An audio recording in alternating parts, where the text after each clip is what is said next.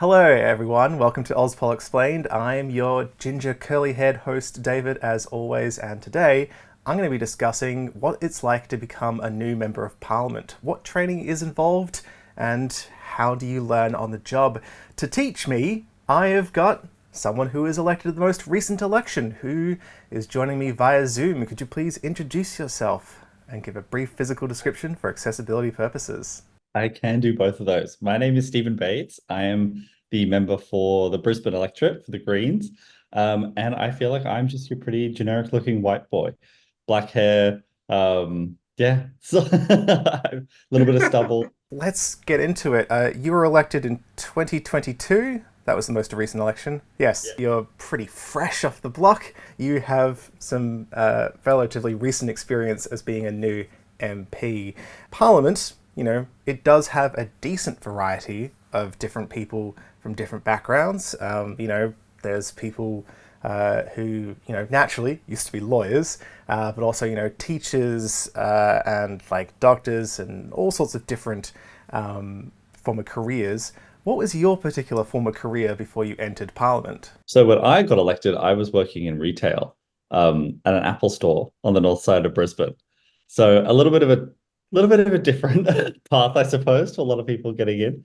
But yeah, before that, I was at uni. I worked at Disney over in America as well. So lots of different retail, hospitality, customer service roles, which I feel actually prepared me more for this job than I think almost any other job could have. Because at the end of the day, it's really just serving people and being able to talk to people and relate to them and be able to listen to people's issues and yeah, take that down to Canberra and try and agitate for the systemic change. Being in the chamber and sort of being at the checkout, even though spiritually similar in that you're serving a person, it's very functionally, mechanically different. Do you get much training? Are you just sort of pushed into the chamber and, there you go, sink or swim? You do get training, but I still think it is a little bit of sink or swim even after the training, just by I think by the very nature of what the job is, because it's so different to pretty much any other job you could imagine doing. We get so the party in the Greens, they provided us with lots of training on sort of how to set up your electorate office, the kind of things you could expect, the kind of issues you could expect to come in and out of the office, tips and tricks on hiring people and sort of all the HR processes and how to set all those up. But in terms of actual Parliament itself, we had one day of what I call MP school, which was basically we went down to Canberra and all the new, I guess, class of 2022, if you can call it that. So all the new MPs that were elected in that federal election. So like the Greens, the Independents, Labor, Liberal, all the new people all came in. It was actually quite a big group. It's like maybe like 20 or something people. I can't remember exactly how many, but you sort of get walked through how things like the parliamentary library works. If you need help with research, who do you go to? The parliamentary budget office, if you want to get policies costed, who do you go to? How does that work? You got a briefing from ASIO as well, and the AFP on sort of your personal security and protection and all these different things. But in terms of the actual chamber time, like you were saying, I didn't feel like it was too much training. It was sort of the previous Speaker of the House sort of introduced themselves and talked us through kind of like the very basics of it. So you can only speak when you're standing up. Here are the standing orders, which is a rule book, which is how Parliament works, which is probably about this thick. And it can get changed and updated all the time. So you've got to sort of always be on top of the rules because they can be forever changing. I think it was more sink or swim than anything else, personally, because you had that little bit of introduction and that little bit of training, but then it was for basically like the actual chamber stuff was probably for half a day. And then the next time you went into the chamber, it was on the actual first day of Parliament when you were being sworn in.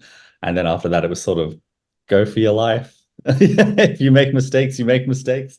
If you do a good job, you do a good job. So Coincidentally, the next question was about the standing orders. As you said, standing orders are the rules of the chamber. It's a decent sized book, hundreds and hundreds of rules, and if you don't obey them properly, you can get kicked out of the chamber. Like, what kind of induction do you get to the standing orders? Like, how much detail is it explained to you, and who by? From memory, I don't think we got much at all on the actual standing orders themselves, aside from the basics of, yeah, stand up when you want to speak. The classics of like, don't yell and don't interject, which goes over everyone's heads. Yeah, yeah, because there's a lot of yelling and a lot of interjecting. Yeah, from memory, there wasn't actually that much specifics on the standing orders. They sort of gave you the book and were like, yeah, have a read if you want to. So like even now when I'll be sitting in the chamber, and it's not just me, it'll be MPs sitting around me who have been there for a lot longer than I have, something will start happening and everyone will grab out the books to read. What does this mean? What can this lead to? What's actually going on here? So because it can be really, really specific, and you can have really, really niche rules in there that people will try and exploit to disrupt the order of business of the day. And so, yeah, you basically will have to just drag it out, try and find the page or the relevant page that it's on, and yeah, sort of learn on the fly, really. The clerks of the House, they're there to assist members, advise the Speaker or the President if in the Senate. You presumably have access to the clerks at some point to help clarify an understanding of the standing orders. How much do you rely on clerks to actually explain things? They're amazing, the clerks, and the unsung heroes of Parliament, democracy, and keeping it all together and keeping it all functioning. They're incredible. You can walk up to them in the chamber and ask them questions about pretty much anything and everything, and they just always seem to have the answers straight at the front of their brain that they can just pull out for you. If you're thinking about say doing an amendment to a bill or introducing something, you can call them beforehand and make sure that everything you want to do is in order. And they'll tell you if it's not, and they'll give you advice on how to make sure it is in order and that you are following the rules. So they're a really, really amazing source of knowledge, experience, and yeah, definitely rely on them a lot for making sure that everything's going to run smoothly, because that's really sort of what they're there to do. Is they want to help you and they want to make sure that you're sticking within the confines of what the standing orders are, because they don't want disruption and they don't want things to go wrong. And yeah, they want you to look good and they want Parliament to look good. So they have that vested interest in making sure that everyone's on top of everything and that they're always giving advice. But yeah, no, they're really, really awesome and heavily rely on them. The clerks are a form of like ongoing support. It's not just like one day and that's it. If you don't know it, you don't know it. Are there any other forms of like sort of ongoing support for like understanding the job and doing it better? It's actually quite hard to answer that one, because the job is kind of what you make of it, really. At the end of the day, there's no sort of role description for what an MP is or what an MP should be doing. So the Parliament will give you support in terms of the functionings of the chamber and the functionings of Parliament and the standing orders like we were talking about. But outside of that, it's really kind of at your discretion what you want to do and how you want to do your job. So like I kind of mentioned previously, there's the Parliamentary Library, which is really, really awesome. And that's basically a huge team of researchers that will help you with anything and everything. So if you're trying to get statistics on your electorate, or you're trying to get, trying to think of like an example off the top of my head, say you want to make a policy about like one of ours, getting dental into Medicare, for example, and you want to learn about how that might impact how giving people access to dental care early on, how that might impact hospital admissions. And so they'll be able to basically provide you with literature reviews of the research and pull it all together for you. And then you have the Parliamentary Budget Office, which, like I said, will cost all the policies and all the ideas you have, and not just your own, but the government or opposition, anyone who basically releases a policy, you can ask them to cost it for you. So I suppose you have those supports to assist you as well, but like if you didn't want to use them, you wouldn't have to necessarily. So it's I suppose they give you the tools, but there's no, like I said, expectation that you will actually use them, which is really, really fascinating, because Yeah, like I said, it's sort of the job is kind of what you make of it. Outside of the basic functions of when you're in the House of Representatives, you have to do X, Y, Z to follow the rules. It's sort of a bit of a free for all and kind of yeah, left to your own devices and do what you'd like to do. I'm lucky in the Greens that we have senators and other and I sit next to Adam Bant in the House of Reps, and so he's been there for a while. So there's that institutional knowledge and support that also comes with being an MP in the Greens. So because people have gone through the same experiences before, they'll know what to do, what not to do. They can give you advice on a lot of different things. So I think being an independent in there would be extremely challenging and difficult. Do you ever get advice from like outside the party, like just a elderly, like the grandpa of Labor or Liberal, just like comes over and is like, here, son, here's some. Yeah, that happens a lot. I think because I'm younger, I think people are very keen to give advice and share their life experiences, which is cool and handy. But yeah, I think part of it as well is like I do a lot of pop-up offices and we do a lot of community barbecues in the electorate. And so yeah, you'll get people from all walks of life and all different backgrounds that will come up and say, oh, I think you should be doing this, or I think you should be talking about this. I think you should focus on X and not focus on Y for these reasons. So you're constantly getting advice and information thrown at you from all different directions.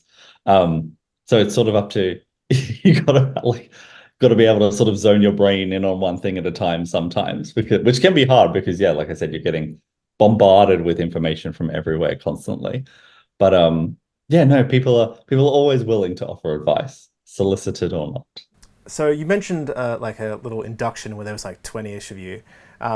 Is new training for an MP mandatory? Do you have to attend, or is it more of just inconvenient to you if you don't? That's a good question. I don't think it actually was mandatory. I think it was you were in no, I don't think it was. I think you were invited and you could RSVP it if you wanted to go, you wanted to go, and if you didn't, you didn't have to. Um, I think it would kind of be silly not to go, even if you think you know everything about how Parliament works. I guess mostly for the demystifying of it. Because I think if the first time you ever walked into the chamber was on your first day and you were being sworn in and doing your first speech, I feel that would be extremely stressful and confronting and overwhelming. Whereas when you go down for the training, you actually get to sit in the chair you're going to be in and you're going to sort of humanizes it a little bit more, I suppose, and helps prepare you a bit more for when you are speaking because it, yeah, removes that mystery of it and breaks down that barrier because like, the only time I'd really seen it, was like watching Question Time or just in pictures. And so the first time you go in there, it is quite a, oh wow, this is real, like this is actually happening. And I think yeah, that's really beneficial because then the second time you go in there, you've had your moment of, oh my goodness, this is crazy that I'm actually walking in here as an MP now. But yeah, no, I don't think it was mandatory. I mean, it probably would be a good idea if it was, but like I said, they give you so much freedom and the job is exactly what you want to make of it. There's no job description. So if you don't think you need to go down, you don't need to go down. But I thought I had to go, so I went. On a more like emotional level, really, what's it like going from basically being an ordinary person to the pomp and ceremony of being sworn in by the Governor General? Very strange is the only word that I can think to describe it. I'm like having flashbacks to it now. Yeah, because the campaign can become such a whirlwind. Yeah, like I said, I literally like even after I got elected, I had to go back and finish. I had 3 more shifts to do in my retail job because I had no money after the campaign because I'd taken time off work and still had to like pay bills. So I had to go back and do a few more shifts while like there's all these like news articles being written about you and you're also trying to like set up an office and then figure out how you're going to get down to Canberra and do all these different things. So it is very much, yeah, like dizzy. You feel like you're being pulled in every single direction. But then, yeah, you go down on the first day and like I got, like I said, from retail, so wearing like t-shirt and jeans to work with a little name badge and suddenly you're like having to wear this really nice suit and be in this room with all these people who you've seen on TV or you've read about in the news and you're seeing them in real life for the first time and you're like, oh, that's the Prime Minister, that's kind of cool sitting over there. um and then you also see people like Peter Dutton. I was like, oh, that's what you look like in real life. This is interesting. Like it's just very sort of this out of body kind of moment when you're in the actual chamber. And then yeah, you have all the pomp and ceremony of the Governor General's address. So we all go over to the Senate for that because they're not allowed in the House of Reps. And then you have like the big mace that they bring in as well, and you have to then do your swear your allegiance to the monarch and all their successors. And it feels very much a product of its time. It feels very dated and like maybe you should be swearing allegiance to the people that you're actually representing and not the monarch. But that's a whole other discussion.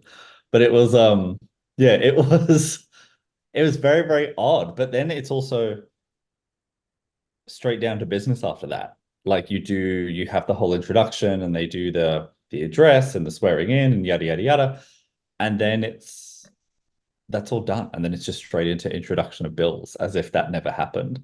So it felt very much like we're doing this to get it out of the way because we have to. And now we're actually all going to be able to speak. Like they went straight into people's first speeches after all of that. And first speeches, you don't really find out when you're going to be able to give yours until 24, 36 hours before you actually give it.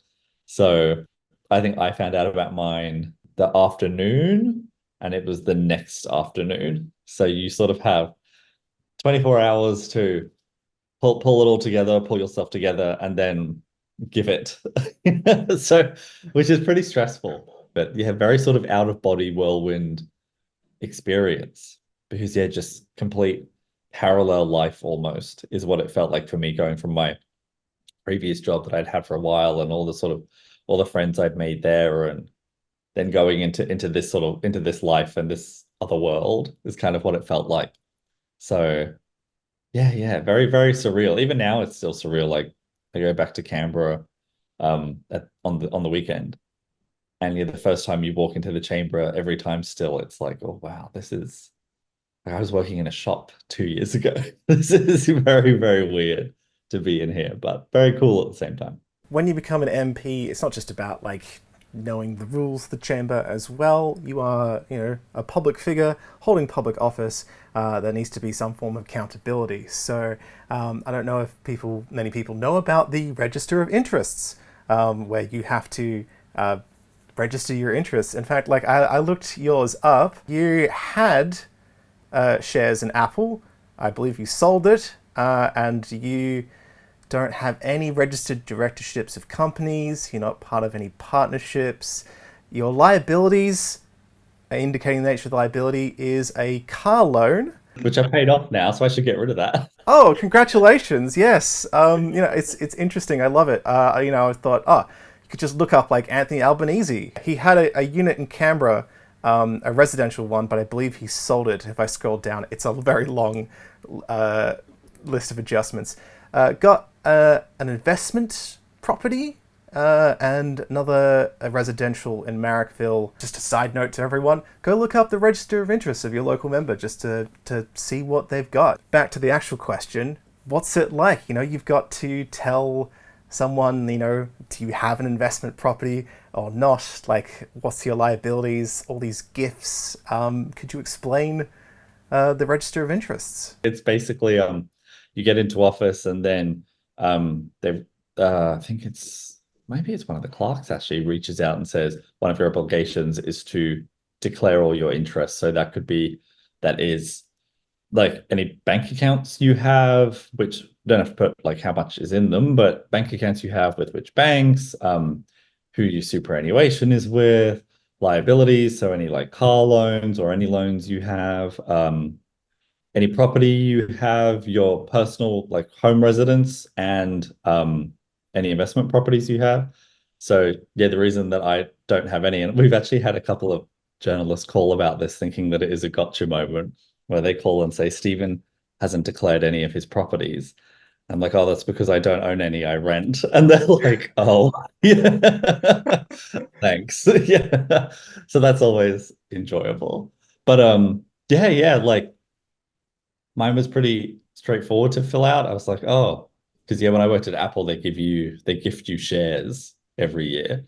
And so I was like, I had those and I was like, oh no, when I I get elected, I want to sell all of those, because I don't think that politicians should be owning shares at all. I think it allows for, there's too much like ambiguity there. Like you see it a lot in the States where there's like whole Reddit pages that follow who Nancy Pelosi invests in and then copy that because her investment portfolio always does really well. I think it just allows for too much, at least the illusion maybe, or impression that there could be backroom dealings going on. So I sold all of those. Yeah, which made filling out that register of interest extremely, extremely simple.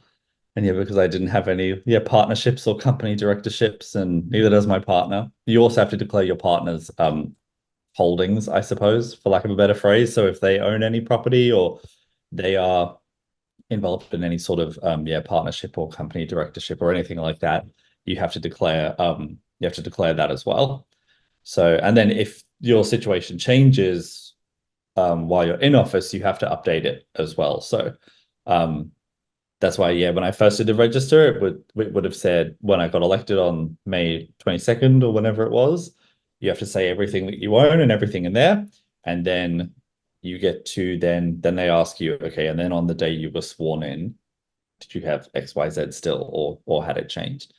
So you sort of, you can scroll back a long, long way through all the politicians that are in there and see, you can basically watch people as they accumulate things or as they get rid of things, and sort of a little bit of an adventure. You can follow along with people there. To be fair, yeah, yours is particularly non-eventful, but no offense. But yes, like you said, you do have to declare your spouse's interests as well. So like Peter Dutton, for example, got shareholdings in Dutton Holdings and PK Super, whereas his spouse has also PK Super, but also RHT Investments. My personal favorite register of interest is Bob Catter's. It's like, oh, my wife has some investments, but she won't tell me about them, and I respect her privacy. So it's just like, my spouse, she does something. Bank accounts? I don't know. Like, it's just... none of your business.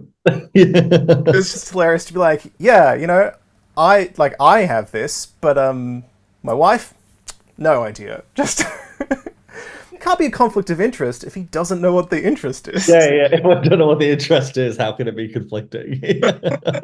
Is there anything that new MPs need to learn that we haven't discussed? That's actually quite a hard question, because I feel like when you get into the job, you don't know what you don't know. So a lot of it is figuring it out as you go, which I think not many MPs or senators would want to admit. But I think it's impossible to know everything as you come into the job and expect to know everything, like even by the end of a first term. I think it's always, you're constantly learning, you're constantly figuring things out as you go, because you're constantly being faced with new, different challenges and situations. Yeah, to expect ever to come into this job and be able to figure out everything within a year or within a couple of years or 6 months or whatever your expectation is, I think it's impossible, because the job is always changing and the job is always different, and you're always responding to new things, new people, new groups. What advice would you have for people out there who don't feel like they have the right experience for being a member of parliament but would like to get involved in politics? Is it the kind of thing where almost anyone could be a member of parliament if they just really wish to be and have the right intentions? As you said, there is some training, there's a lot of learning on the job. What advice do you have, and is Parliament for all sorts of different people? Well, yeah, I think Parliament should be for all different sorts of people. That's kind of the point of democracy. Demo is many, so it shouldn't just be one kind of person in there. And I think, Australia is like made up of 27 million people now, and it's not one kind of person. So Parliament shouldn't be one type of person either. So I think if you think you don't belong in Parliament, you probably do. And if you look at Parliament and think, wow, there's no one like me in there, maybe I shouldn't be doing this, maybe I shouldn't get into politics, that's actually the reason to do it and the reason to get in. I think Parliament likes to portray itself as this sort of opaque institution where, oh, you're too silly, you're too stupid to understand what we actually do in here, and that we're the adults and we're the adults in the room and you should just sort of know your place. But like I've kind of said throughout this, you get a lot of support. You get well, you get that introduction from MP school, but then you have all the researchers in the library that help you, and everyone at the budget office that helps you, and there's loads of different mechanisms of support that will help you out, because the idea is basically that anyone should be able to do this job, that there should be no prerequisites for doing this job. So those sorts of supports have to exist. Like whenever bills get introduced, you get something called the Bills Digest, which will be sent around and will sort of give you like a briefing on the bill and the pros, the cons, intentions, unintended consequences, potentially, like loads of different things to help you out and to simplify it down so that anyone can understand it, because that's supposed to be the point of democracy, like I said, that anyone should be able to do it. So I think if you have any sort of inkling that you're wanting to get involved in politics, or honestly, any sort of inkling that you're looking for a career or some sort of role where you can help people, that's really one of my goals, is to make politics be seen as a field where you can actually help people. I think a lot of the time when people say they want to help someone or they want to get into a job where they help people, they might think of like teaching or healthcare or whatever it may be. I also want to, maybe it's a bit weird, I also want to add politician into that, because I think that is what politicians should be doing, is helping people at the very, very baseline of it all. And so I think if we have people in there or we broaden the scope, especially the young people, of what is seen as a career that's helping someone, and we include politics and politician in that, I think that's going to make Parliament better, democracy better, and Australia better as well. So yeah, if you have any sort of inkling or any sort of underlying urge that you're looking to maybe get into politics, I think it's definitely worth exploring. And that could be something simple as, going along and volunteering at doesn't have to be a political party event, could be volunteering at like the local like shelter or charity or whatever it may be, and sort of getting yourself in that community headspace and the headspace of helping people on the ground. I think that's a really, really good place to start, because I think how you respond to and how you feel about helping people in that scenario is a really, really good way to inform yourself of whether or not politics is going to be the thing for you. That's basically what happened for me. I was volunteering in the state election here in Queensland in 2020, and then went back to work after the election and was like, oh no, I want to be doing that. That's that's what I want to be doing. I don't necessarily want to be here. And you never know what will trigger that inspiration for you. Wonderful. Well, thank you very much for your time and your perspective and experience. Yeah, my absolute pleasure. Thank you for having me. Well, there you have it. As we've just explored, there's a variety of different ways that MPs learn on the job, be that an induction at the beginning or just ongoing support and training from those around them. So if you feel like maybe you could be a member of Parliament but don't have the right skills, maybe consider it anyway. It is the kind of thing you learn on the job. So if you want to be part of politics, be part of politics. So maybe consider putting your hand up at the next election. Who knows what could happen? Thank you so much for tuning in. Comment down below what you would like to learn about next. Share, subscribe, all those sorts of things. And I will see you next time.